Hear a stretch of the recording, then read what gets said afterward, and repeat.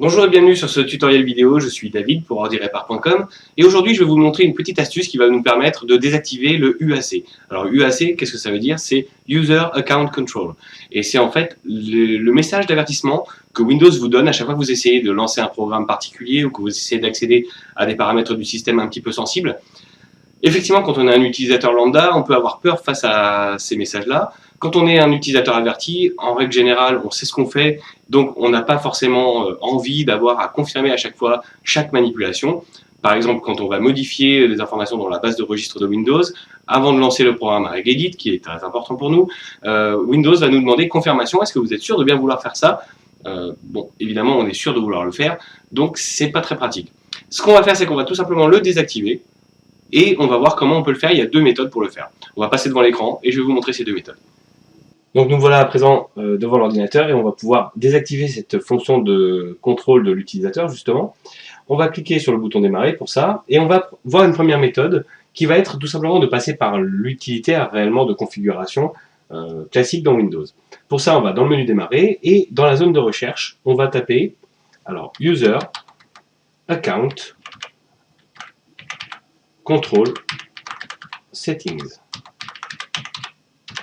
User Account Control Settings. Et on va cliquer sur le programme qui correspond. Donc dans ce programme, on a le choix effectivement du niveau de sécurité qu'on souhaite avoir quand il y a des modifications importantes sur l'ordinateur.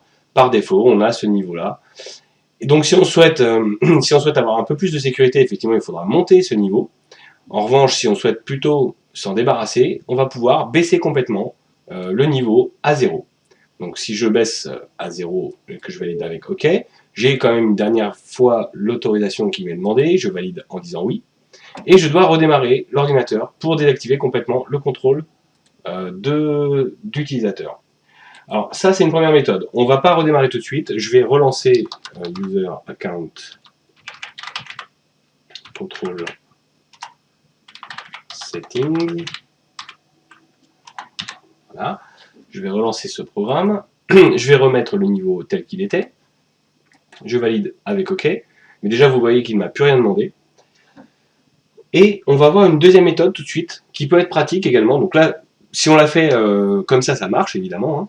Mais parfois, on a besoin, si on est administrateur système et qu'on a envie de propager cette information à tous les postes équipés de Windows 7, on ne va pas passer sur tous les postes un par un pour modifier cette opération, pour modifier ce paramètre. On va plutôt tenter de le faire sous forme d'un fichier du registre. Donc pour ça, il faut savoir quelle est la clé à modifier. Donc on va aller dans Regedit, R-E-G-E-D-I-T. On va cliquer sur Regedit. Donc, puisque ce n'est pas encore actif, je dois quand même valider, confirmer que je veux bien faire cette opération. Donc, ce qu'on va devoir modifier, alors on va devoir aller dans HK Local Machine. Ensuite, on va aller cliquer pour développer Software. Dans Software, on va descendre et on va développer Microsoft. Encore un petit peu plus bas, on va développer la clé qui s'appelle Windows. Voilà. On va cliquer également pour développer Current Version. Dans Current Version, on va avoir Policies, qu'on va développer également. Et ensuite, on va sélectionner System. Voilà. Donc, dans la clé System, donc si on regarde bien le chemin, c'est HK Local Machine, Software, Microsoft, Windows, Current Version, Policies, System. On a plusieurs options. Et tout simplement, on va avoir Enable LUA. Donc LUA qui va correspondre également à cette option de UAC. Donc si on double-clique dessus, il suffira de passer la valeur qui est à 1 actuellement, on va la passer à 0. On clique sur OK. Et l'option est complètement désactivée. Donc Windows nous le dit d'ailleurs, justement, l'option est désactivée. Il faut redémarrer pour que ce soit pris en compte. Alors, vous avez vu certainement tout à l'heure qu'il y avait plusieurs choix possibles, plusieurs niveaux possibles. En réalité, pour obtenir le même résultat avec les informations de la base de registre, il va falloir jouer avec Enable LUA. Donc si on le met à 0, bien entendu, c'est complètement désactivé et on n'en parle plus. En revanche, si Enable LUA est à 1, ce seront ensuite Consent Prompt Behavior User et Consent Prompt Behavior Admin qui vont donner les niveaux de comportement. Et notamment, puisque nous sommes utilisateurs, nous sommes sur un compte utilisateur, en l'occurrence, c'était le niveau 3. Donc cette partie-là, on ne va pas la détailler plus que ça. Le but du jeu était surtout de désactiver, donc voilà ce qu'on vient de faire. Donc à présent, je vais redémarrer l'ordinateur, puis on va faire un petit essai, juste pour voir, pour s'assurer que tout fonctionne. Et bien voilà, l'ordinateur a redémarré. Donc à présent, on va faire un petit test pour s'assurer que la modification a bien été prise en compte. Donc pour ça, on va aller cliquer sur démarrer et dans la zone de recherche, on va taper regedit. Donc regedit. Ça pourrait très bien être n'importe quel autre programme qui demande confirmation, mais là regedit le demande. Je clique sur regedit et là, j'ai pas eu besoin de confirmer. Regedit s'est ouvert immédiatement. Alors il s'est ouvert en plus au bon endroit puisque c'était le dossier dans lequel je me trouvais. Donc ça tombe plutôt bien. Si on souhaite maintenant propager cette information à un ensemble d'ordinateurs, plutôt que de devoir retaper tout ça à chaque fois, on pourrait imaginer d'exporter carrément la clé. Donc en sélectionnant système, on exporte, on va dans fichier exporter, et on va par exemple mettre ça sur le bureau pour l'instant, on va l'appeler désactiver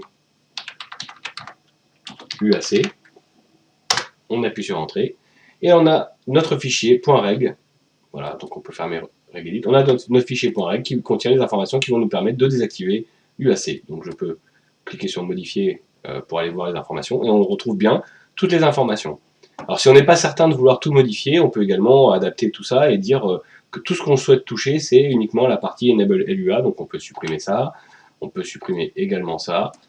Voilà, Enable LUA Deward 0, on laisse ça comme ça, on peut très bien dire que tout ça, ça ne nous intéresse pas du tout. Voilà.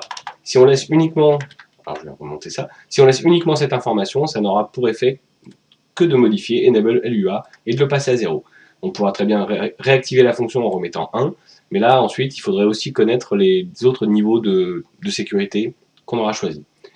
Voilà, donc je peux également fermer ça. Si je souhaite l'enregistrer, par exemple, je l'enregistre et je peux utiliser ce fichier-là pour déployer cette information un peu partout. Voilà, on retourne au monde réel pour une petite conclusion. Et bien voilà, une méthode simple pour désactiver cette confirmation à chaque fois d'exécution de programme, ce contrôle d'utilisateur justement, qui va permettre effectivement d'attribuer des droits d'administration si on en a besoin. On peut le désactiver donc par ces deux méthodes, soit en passant par le panneau de configuration qui va bien, soit en allant directement dans le registre, ce qui va également nous permettre de le déployer sur d'autres postes. En revanche, il faut quand même garder à l'esprit que cette sécurité-là, que ce message-là en tout cas, est là pour des raisons de sécurité, qu'il est là pour empêcher que des programmes s'exécutent sans notre consentement. Donc parfois, effectivement, on peut être tenté de le désactiver purement et simplement, mais il faut quand même être bien conscient de ce qu'on fait et ne pas désactiver n'importe comment ce programme, tout simplement parce que il est là en principe pour nous protéger des programmes malveillants. Voilà, donc une fois que vous êtes bien conscient de tout ça, c'est vous qui décidez de votre usage de l'ordinateur, encore une fois. En attendant, c'était David pour ordirepar.com, j'espère que cette vidéo vous a plu et que vous serez là pour les prochaines.